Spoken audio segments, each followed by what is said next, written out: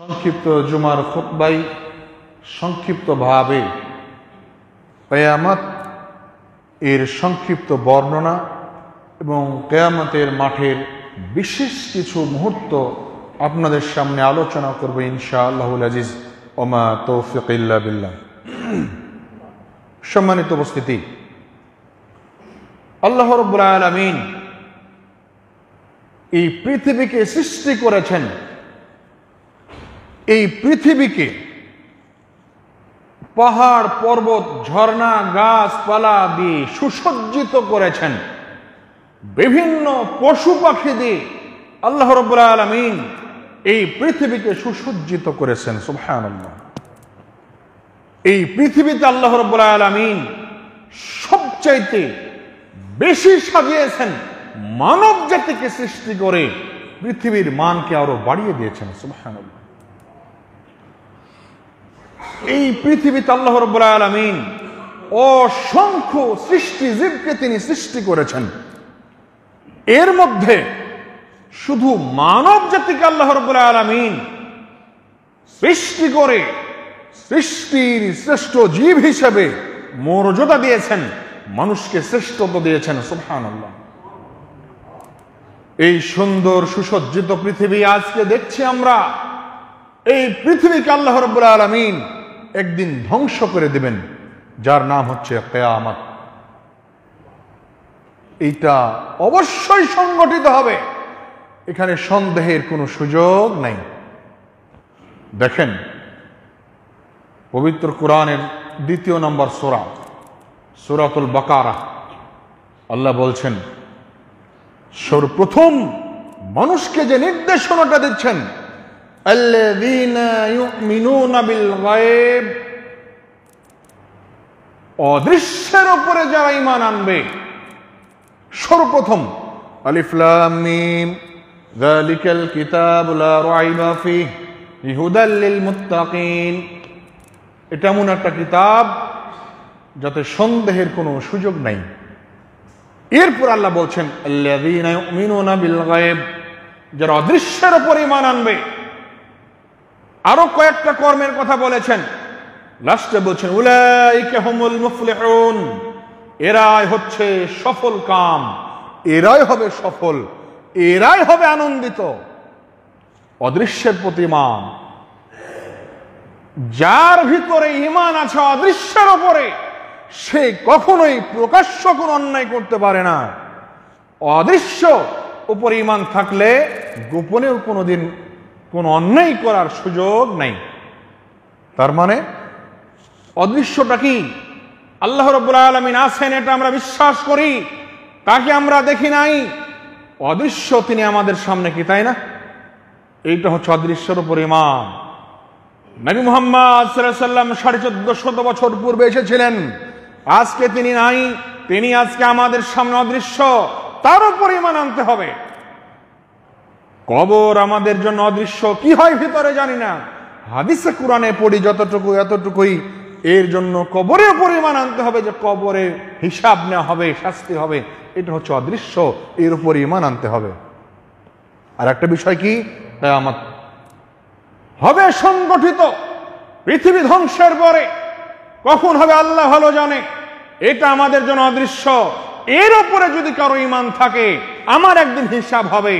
সে যতই সুযোগ পাক, কোটি টাকাও যদি সামনে আসে, যার কোনো মালিক নাই, পকেটে ঢুকিয়ে দেব, এইরকম সাহস সে ব্যক্তি পাবে না, যদি তার অদৃশ্যের উপর ঈমান থাকে। কেউ না দেখলে আল্লাহ আমাকে দেখছেন, কি তাই না? এটাই হচ্ছে আল্লাযীনা ইউমিনুনা বিল গায়ব, অদৃশ্যের উপর ঈমান আনেন। এটা হচ্ছে সবচাইতে বড় বিষয়।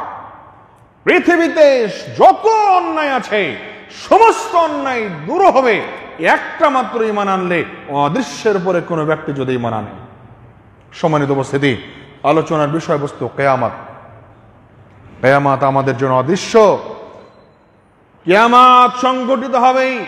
আল্লাহ রাব্বুল আলামিন পবিত্র কোরআনের অসংখ্য জায়গায় কিয়ামত সম্পর্কে আলোচনা করেছেন। আল্লাহ রাব্বুল আলামিন বলছেন, সূরা কারিয়া নাযিল করলেন কিয়ামতের উপরে, আল কারিয়া মাল কারিয়া ওয়া মা আদরাকা মাল কারিয়া, মহাপ্রলয় মহাবিপদ। মাল কারিয়া, হে নবী আপনি কি জানেন মহাবিপদটা কি? ওমা আদরাকা মাল কারিয়া, হে নবী আপনি কি বলতে পারেন মহাবিপদটা কি?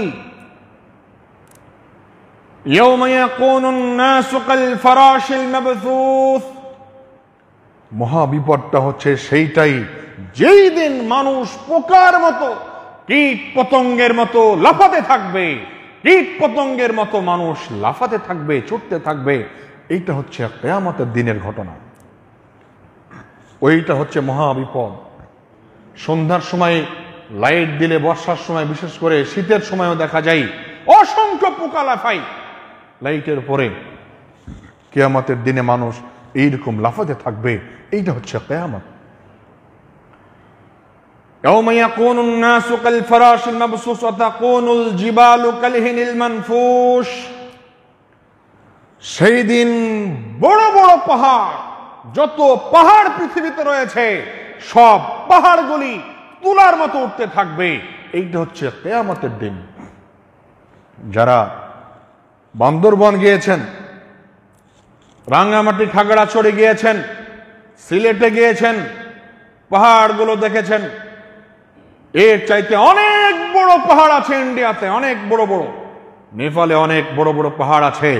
যারা গিয়েছেন তারা দেখেছেন এক একটা পাহাড় 3000-4000 মিটার পর্যন্ত উঁচু। প্রায় এক একটা পাহাড় 2 থেকে 3 কিলোমিটার পর্যন্ত উঁচু। এই পাহাড়গুলি সেই দিন তুলার মতো উঠতে থাকবে কিয়ামতের দিন। সম্মানিত উপস্থিতি, ঠিক এমত অবস্থায় এই দিনের মহাবিপদকে আল্লাহ রাব্বুল আলামিন এইটাকে বলছেন কিয়ামতের দিন, আল কারিয়া, মহাবিপদ। এরপর আসেন আল্লাহ রাব্বুল আলামিন বলছেন সর্বপ্রথম যখন সিংহায় ফুঁক দেবেন, আল্লাহ রাব্বুল আলামিন বলছেন অনুফিখা ফিস সূর ফাইযা হুম মিনাল আজদাস ইলা রাব্বিহিম ইয়ানসিলুন। অনুফিখা ফিস সূর ফাইযা হুম মিনাল আজদাস ইলা অনুফিখা ফিস সূর ফাসাইকা মান ফিস সামাওয়াতি ওয়া মা ফিল আরদ। আল্লাহ রাব্বুল আলামিন বলছেন যখন সিংহায় ফুঁক দেওয়া হবে, দেখেন একটু মনোযোগ দিয়ে শুনেন, অনুফিখা ফিস সূর ফাসাইকা মান ফিস সামাওয়াতি ওয়া মা ফিল আরদ, যখন সিংহা বাঁশিতে ফুঁক দেওয়া হবে তখন পৃথিবী এবং তার মধ্যে যত প্রাণী আছে সবাই বেহুশ হয়ে পড়বে। দেখেন আল্লাহ রাব্বুল আলামিন বলছেন ইসরাফিল আলাইহিস সালাম, রাসূল সাল্লাল্লাহু আলাইহি ওয়াসাল্লাম বলছেন আমি পৃথিবীতে এত আনন্দ, এত উৎসাহ কিভাবে করি যখন ইসরাফিল আলাইহিস সালাম বাঁশি মুখে করে বসে আছেন, কান আল্লাহর দিকে করে আছেন, অর্ডার মাত্রই বাঁশিতে ফুঁক দেওয়া হবে, কান আল্লাহর দিকে করে একেবারে বাঁশিটা মুখে নিয়ে সদা প্রস্তুত রয়েছেন। আল্লাহ অর্ডার দেওয়া মাত্রই ইসরাফিল আলাইহিস সালাম বাঁশিতে ফু দিয়ে দেবেন। ফেরেশতা ইসরাফিল আলাইহিস সালামকে আল্লাহ রাব্বুল আলামিন সৃষ্টি করেছেন। ওনার কাজ কি? কোনো কাজ নাই, বসে আছেন, বাঁশি মুখে নিয়ে আল্লাহ অর্ডার দিবে যেদিন বাঁশিতে ফুঁক দাও, ফুঁক দেওয়ার সাথে সাথে ফাইযা হুম মিনাল আজদাস ইলা রাব্বিহিম ইয়ানসিলুন, পৃথিবীতে যা কিছু আছে সবাই বেহুশ হয়ে পড়বে। এরপর আল্লাহ বলছেন অনুফিখা ফিস সূর ফাইযা হুম মিনাল আজদাস ইলা রাব্বিহিম ইয়ানসিলুন, বাঁশিতে ফু দেওয়ার সাথে সাথে সমস্ত মানুষ কবর থেকে উঠে যাবে, উঠে ইলা রাব্বিহিম ইয়ানসিলুন, প্রতিপালকের দিকে ছুটতে থাকবে। চিন্তা করেন, কিয়ামতের মাঠের দিকে ছুটতে থাকবে, ইলা রাব্বিহিম ইয়ানসিলুন, এক কথায় প্রতিপালকের নিকটে ছুটতে থাকবে। এটা হচ্ছে কিয়ামতের দিন। আল্লাহ বলছেন ওমা আদরাকা মা ইয়াউমুদ্দিন, হে নবী আপনি কি জানেন সেই দিনটা কি? সুম্মা, অতঃপর আবারও বলি মা আদরাকা মা ইয়াউমুদ্দিন, হে নবী আপনি কি বলতে পারেন কিয়ামতের দিনটা কি? ইয়াউমা লা তামলিকু নাফসুন লিনাফসিন শাইআ ওয়াল আমরু ইয়াউমাইযিন লিল্লাহ। কিয়ামতের দিন এমন একটা দিন, এই দিনে একমাত্র মালিকানা একমাত্র একচ্ছত্র মালিকানা থাকবে আল্লাহর হাতে। সেই দিন কেউ কারো উপকারে আসবে না। লা তামলিকু নাফসুন লিনাফসিন শাইআ, কেউ কারো উপকারে আসবে না। ওয়াল আমরু ইয়াওমাইযিন লিল্লাহ, একমাত্র মালিকানা থাকবে আল্লাহর হাতে কিয়ামতের দিন। দেখেন, কিয়ামতের মাঠ এমন একটা জায়গা, আল্লাহ বলছেন ইয়াওমা ইয়াফিরুল মারউ মিন আখি ওয়া উম্মিহি ওয়া আবি ওয়া সাহিবাতিহি ওয়া বানি লিকুল্লি ইমরিইন মিনহুম ইয়াওমাইযিন শাআনুন ইউগনি। সেই দিন কোনো ভাইকে চিনতে পারবে না। ইয়াওমা ইয়াফিরুল মারউ মিন আখি, কোনো ভাইকে চিনতে পারবে না।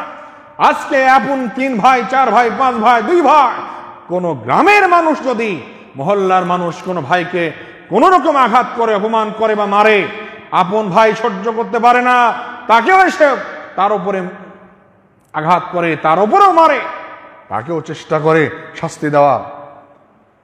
কোন ভাই কোন বোনকে সেদিন চিনতে পারবে না, ভাইকে চিনতে পারবে না। উম্মি ওয়া আবি, কোন পিতা তার ছেলেকে চিনবে না, কোন ছেলে তার পিতাকে চিনবে না। উম্মিহি, কোন মা তার ছেলেকে চিনবে না, কোন ছেলে তার মাকে চিনবে না। উম্মিহি ওয়া আবি ওয়া সাহিবাতিহি ওয়া বানি, সেই দিন কেউ কারো পরিচিত কারো উপকারে আসবে না, কেউ কারো কোনো উপকারে আসবে না। সম্মানিত উপস্থিতি, এটা হচ্ছে কিয়ামতের মাঠ। পুরো পৃথিবী যেদিন ধ্বংস হয়ে যাবে, ধ্বংস হওয়ার পর আল্লাহ রাব্বুল আলামিন আসমানকে ধরবেন ডান হাতে, জমিনকে ধরবেন বাম হাতে, এইভাবে ধরবেন। এইভাবে ধরার পর আল্লাহ রাব্বুল আলামিন বলবেন আনা মালিক আইনা জাব্বার আইনা মুতাকাব্বির, আনা মালিক আইনা জাব্বার আইনা মুতাকাব্বির, আমি হচ্ছি রাজাধিরাজ, আমি হচ্ছে মালিক। আইনা জাব্বার আইনা মুতাকাব্বির, আল্লাহ রাব্বুল আলামিন সেদিন বড়ই করে বলবেন, কোথায় দুনিয়ার অহংকারী বাদশারা, কোথায় দুনিয়ার অহংকারী ব্যক্তিরা, আজকে তোমরা কোথায়?